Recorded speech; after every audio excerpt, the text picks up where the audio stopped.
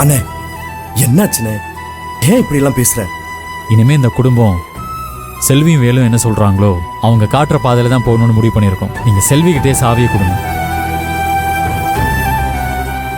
ஐயோ இல்லண்ணே, இந்த குடும்பத்தோட கௌரவத்தை மறுபடியும் மீட்டு எடுத்துட்டு வந்திருக்கீங்க. நீங்க இந்த சாவிய மகாணி கிட்டே கொடுங்க, அதுதான் சரியா இருக்கும்.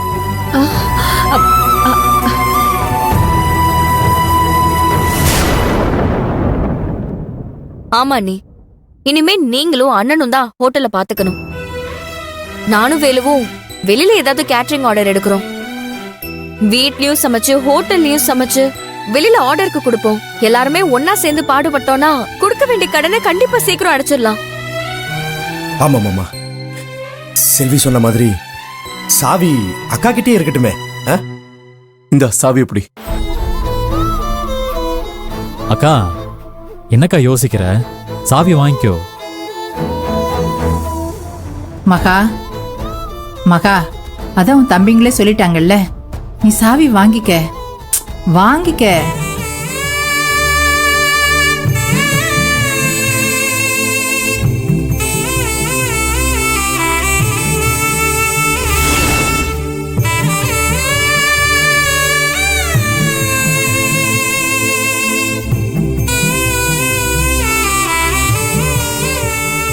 ரொம்ப சந்தோஷமா இருக்கு மாப்பிள்ள. இந்த குடும்பத்தை பிடிச்ச ஆட்டின கிரக காலம் ஏதோ முடிவுக்கு வந்த மாதிரி மனசுக்கு திருப்தியா இருக்கு. நாங்க இழந்தது எல்லாமே எங்களுக்கு திரும்ப கிடைச்சிடுச்சு. அத்த நான் சொல்லல, இனிமே எல்லாமே நமக்கு நல்லதா தான் நடக்கும். அண்ணி நீங்க சாவியை கொண்டு போய் பூஜை ரூம்ல வச்சு சாமி கும்பிடுங்க. போங்க அண்ணி. போ. வாங்க மாப்பிள்ள. வாங்க வேலு.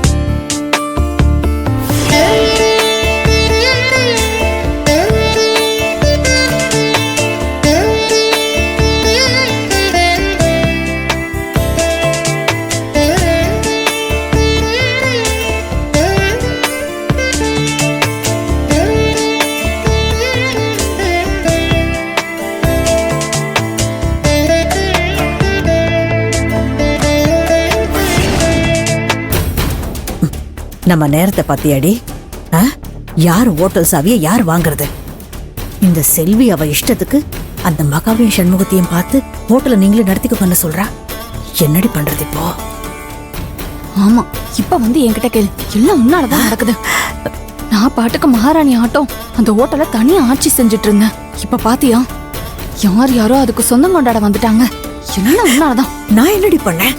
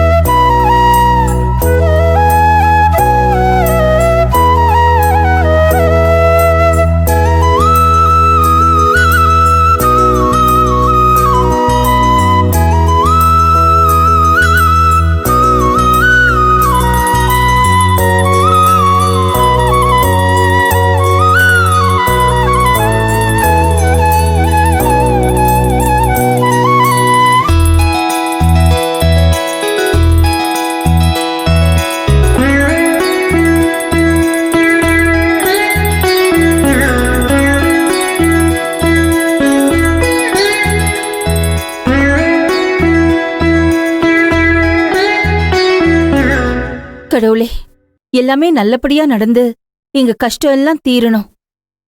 நீதான்ப்பா துணையா இருக்கணும்.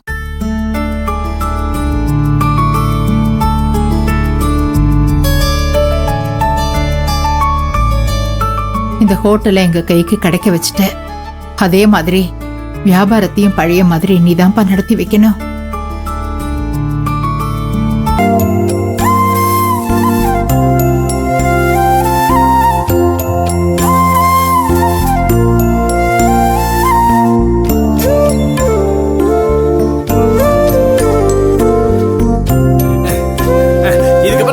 எந்த பிரச்சனையும் இல்ல. கந்தவேல் முருகனுக்கு அரோகரா.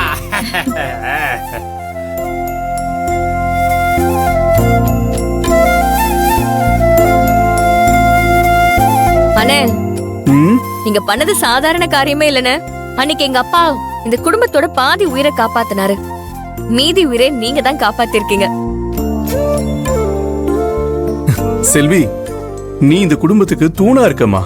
அதுக்கு முன்ன நான் செஞ்சதெல்லாம் ஒண்ணுமே இல்லம்மா. இனிமே இந்த குடும்பத்துக்கு எந்த ஆபத்தும் வராது. எல்லாரும் ஒன்னா உழைச்சி சீக்கிரமா வாங்கின கடனை அடைச்சிருவோம்.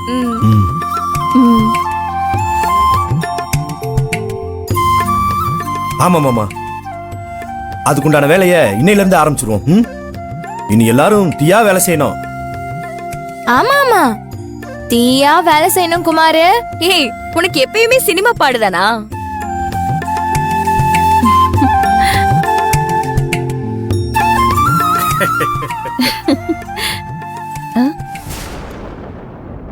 அம்மா, திரு எங்க போயிருக்கான்?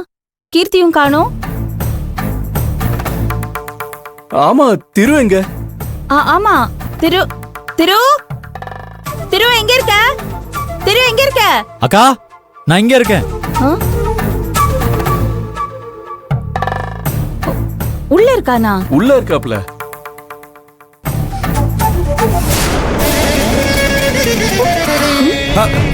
டேய் திரு, அண்ணே, என்னண்ணே இது?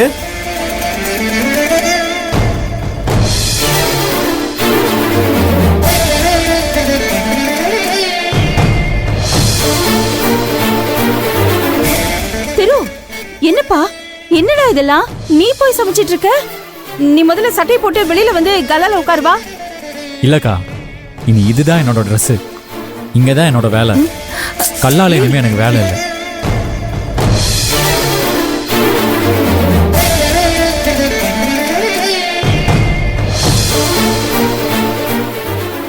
டேய், சும்மா ஏதாவது சொல்லிட்டு இருக்காதடா. வா, முதல்ல வா, வந்து உட்கார் வா. அக்கா, ஆரம்பத்துல நம்ம இந்த ஹோட்டல ஆரம்பிக்கிறப்ப நீ கல்லால உட்காந்த, நான் அடுப்பில் நின்று வேலை செஞ்சதால நம்ம குடும்பம் ஒரு நல்ல நிலைமைக்கு வந்துச்சு. இடையில என் பொண்டாட்டி பேச்சை கேட்டு நம்ம குடும்பத்தை நடுத்தெருவுக்கு கொண்டு வரதுக்கு காரணமாயிட்டோம். இனிமே மறுபடியும் ஆரம்பத்தில் எப்படி வேலை செஞ்சோமோ அப்படியே வேலை பார்த்து மேலே வரணும்க்கா. ஐயோ திரு, அந்த கல்லால உட்காரதுக்கு இனிமே எனக்கு தகுதி இல்லை. மனசுல எதையும் வச்சுக்காம நீ போய் கல்லால உட்காரு போ.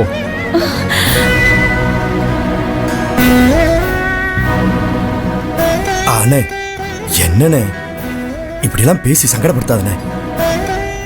உன்னை வெள்ளை சட்டையில கம்பீரமா முதலாளியை பார்த்தீங்களால இந்த குளத்துல பார்க்க முடியலண்ணே. அண்ணே, தயவு செஞ்சு கல்லால வந்து உட்காருண்ணே. வேணாண்ணே. அக்கா சொல்லுக்கா.